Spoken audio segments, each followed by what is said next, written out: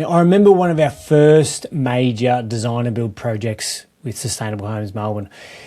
It was circa 2020, 2019 perhaps. It was a grand old girl sitting on half an acre in Hawthorn, built circa 1900, and it had north to the rear and it had enormous potential for an incredible renovation. I remember it was an early spring day where I walked up to the property, admiring the red brick, the fretwork, and the beautiful LED light windows. And then entering the home, I was struck by these really deep brown panels that lined the interior of the entryway. And it was incredibly dark. All the lights were turned on in the entryway. It was really, a 2 to 3 meter wide entry. And there was a wall in front of me that was also lined with panels, the dark brown timber panels, and that wall was basically blocking would have otherwise been the northern aspect of the home. So the client at the time led me to the kitchen on the north side of the home that had one small little window letting a little bit of northern sun in, but it was nowhere near enough not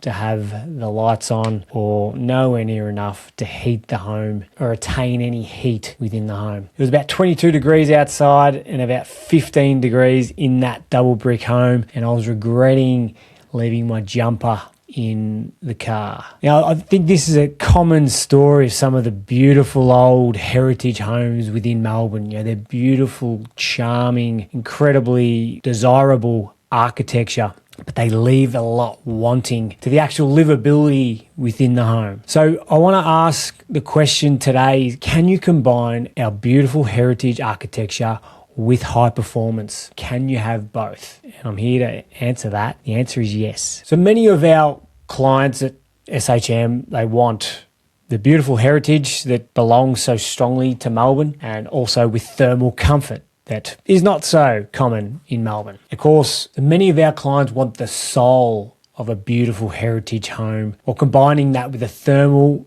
comfort of modern, I'll say European homes. I don't think Australia's quite there yet with our minimum standard, even at 7 stars. So I want to talk you through today of the experiences that we've had renovating many heritage homes. We've been renovating these sorts of homes since before 2014, when Sustainable Homes started. I was started as a builder in 2009, even previous to that, all through my apprenticeship even. So back to 2002, I was renovating these heritage homes that sit so proudly in Melbourne. But the problem that lies within the beautiful heritage architecture of Melbourne is they are incredibly drafty and leaky. We all know that. If you've ever lived through a Melbourne winter, you know that these homes are just incredibly drafty and leaky. And if they aren't drafty and leaky, they're just super cold because they have no insulation. The double brick homes that lie within this heritage context, most of them are double brick homes. They're not so leaky, although you do get a lot of leakage through the floorboards and depending the type of ceiling lining that you have, and cracks within. But the issue really with double brick homes of this heritage nature are that they have no insulation. We had a home recently that we blower door tested before we commenced any work, and the result was pretty surprising. It was only 7 air changes per hour. Now that's a pretty good rating. The NCC, National Construction Code, expects homes built today to be under 10.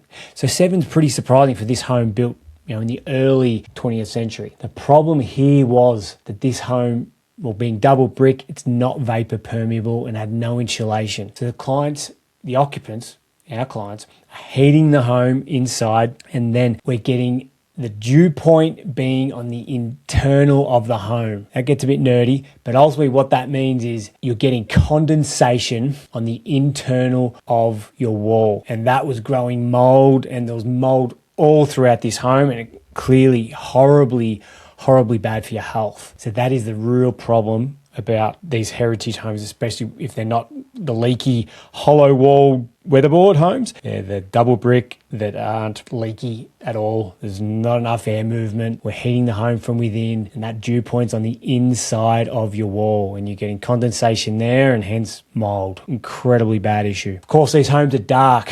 As beautiful as they were never designed to be passive solar. They were never designed to consider where the sun might be. Potentially there was many English and European architects that were designing for the Northern Hemisphere, thinking the sun was on the south. I don't know, but very few of if any of these homes are designed to open up to the north, to allow the north sun in, keep it out in summer. And of course, windows that are leaky. They're typically single glazed, 4mm, very, very thin glass that may as well have nothing there. You may as well have glad wrap there because they don't keep any coolth or heat out. It just lets it straight through. And there's many conflicts here, especially when we've got heritage homes. Of course, the biggest one being heritage preservation. It's a huge one. Of course, cost can be another one for some people. And then there's just the sensitivities to, can you reproduce an element of the home that celebrates what the home once was, and the heritage aspect, the heritage charm. So having completed nearly 50 of these heritage type renovations and extensions, I want to talk you through, I've got 5 things that we use really focused on the building fabric of the home. It's, that's what separates us inside the home to outside. Anything you want to apply inside, great. Anything you want to apply outside, well, you better check the council first. But I want to really focus on how you can improve that existing building fabric, of course, keeping thermal performance in mind, keeping council happy, and of course, longevity for the occupants and the family that will live in the home for many, many decades. So number 1, simple with any renovation at all, deal with the compromised footings. I know this isn't such a thermal comfort type of thing, but you don't want to go and spend a couple of million or $1 million on a heritage restoration and still leave compromised footings. Now, of course, many heritage listed homes will have bluestone footings. Now, there's great issues with bluestone footings generally. Well, actually, I'll take that back. There's issues when trying to rectify them. The only real way that we've found, we've very rarely had any hands-on experience dealing with the shale type of heritage footings, actually reinforcing them, because we've found that they've lasted 150 years. There's not been any cracks. Let's deal with it. Let's leave it. But of course, if there are cracks, often you demolish and start again. Honestly, even if it is heritage, of course, you've got to build it again within heritage constraints, and council would be all over that. But if you are to try and improve the integrity of heritage footings that are bluestone, because it's not all tied together, it's not all one sequence of footing that's tied together, resin injections are likely your best choice. Of course, if for more modern footing systems where you've got concrete beam in the ground, we've had cases where the previous renovation or previous extension had caused the footing to drop 90 mil over, it was about 14 meters. And we actually were able to dig under that, spot dig, use jacks to jack that up back to level, so the whole thing moved as one, able to jack that up and re-pour, no shrink grout, and improve that footing to level, which was a fantastic result. And that had brick sitting on top of it. We've got a great result there. But when you're dealing with bluestone footings, it can get a little tricky. But a lot of these footings have lasted 150 years. They're in pretty good condition. So I'd say if you can leave it, leave it. Of course, when you're building new structure around it, you have to be very careful. Get engineers' advice. We often like to, again, that spot sort of dig method, using board piers. We're not undermining that existing footing. That's another topic. Go into another time. Sticking with the footings, number 2, or the footing, or the base area, number 2 is we've been installing, especially around double brick, we've been installing an infill slab opposed to lightweight timber subfloor, especially for double brick homes. Now, this works incredibly well. It means we don't have ventilation issues. We don't have moisture issues with getting under the property. What it means is that we're able to lay insulation. What it means is we've got our brick walls on either side, all around, 4 sides, of course, keeping the front 2 or 3 or 4 rooms, plus the hallway. We're able to lay insulation all the way around where we're going to pour that slab. Then, of course, our vapor barrier, and then we simply pour low carbon concrete. It's easy. It has been the simplest solution we've found. You don't have to deal with any ventilation, don't have to deal with any rising damp. It's just done, and you got a completely insulated layer. And the ultimate is that we've got insulation on the external. This is the same principle for walls, of course, for floors as well. So we've got insulation on the lower layer between the earth and our slab, and then we call the slab thermal mass. Works incredibly well. We're wrapped with this finding, and it's much more cost effective. Everybody's winning. And now, internal insulation. And I'm very much focused on double brick heritage homes here. Of course, you've got lightweight heritage home. You can, of course, put insulation within the wall. But for double brick, especially with heritage listed, you've only really got one choice, and that's internal, because heritage don't want you affecting the exterior of the home. So what we used to do years ago is put internal battens on the internal of the brick wall, and then insulation in between, run all our cabling, of course, and insulation in between, and then just plaster over that. Now there's a new, well, it's not that new anymore, but there's a product, it's called Cooltherm K17. It's insulation backed plasterboard. We like to use the 60mm thick layer, and that gives us an R2.35. We only apply that to our external brick walls, and voila, we've turned that double brick wall that was incredibly cold in winter. We've turned that into a wall that is comparable, basically matches what the standard Australian wall build-up is for insulation value, all in one product being that plasterboard. Of course, the plasterboard is more expensive than just a plasterboard because you've got insulation with it, but it's incredible. It works incredibly well. Use the dop and dab method if you're familiar with that from the UK. In Europe, be very, very common. No mechanical fixings, away we go. And of course, that combined with our slab insulation, which is also 50mm. Now we've got our 50mm under our subfloor. It just edges up the wall as well to the top of our slab, being 150mm thick, whatever that is. Often might be 300 in some of these homes. And then our K17 basically connects to that, about 10mm gap we have, and we just cork that with the appropriate spray foam. So now we're getting toward a completely encased insulation layer. And number 4 is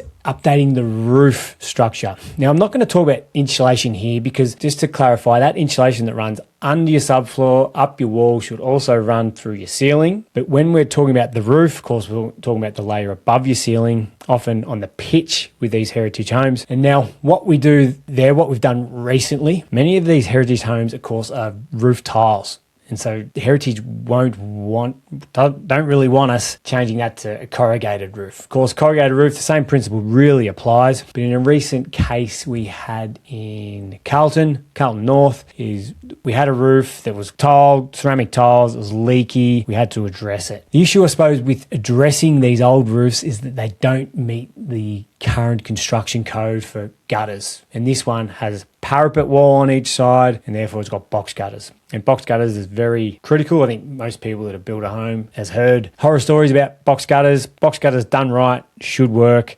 And I think the code has probably changed to upgrade them. Gone over the top, I think, but certainly should deal with any potential leak issues from a box gutter. Anyway, in this case, we had to address the box gutters as well to make them meet code. So all the roof tiles had to come off. We had to rebuild sections of the roof. It's called a layer of OSB, 16mm or 12mm. I can't exactly recall, but basically like a ply, but it is vapor permeable. So we lay that over the rafters, and then we put our counter battens on. Let me go back. So we've got our OSB, is basically like a ply that sits on top of our rafters and our new box gutter. And then we put our vapor permeable membrane down. So in this case, we don't apply an anti-condensation roof blanket. Many people, especially roof plumbers, would advise to do a roof blanket. Gone are those days, I believe, because we want our roof to be breathable so that vapor disperses through, where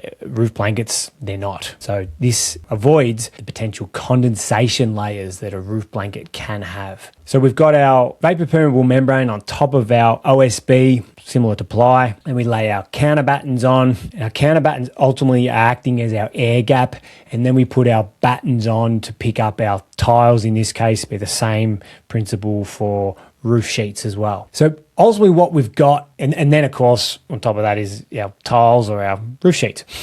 And then what we've got is basically a 20mm layer that sits underneath those tiles, continuous layer that allows ventilation through.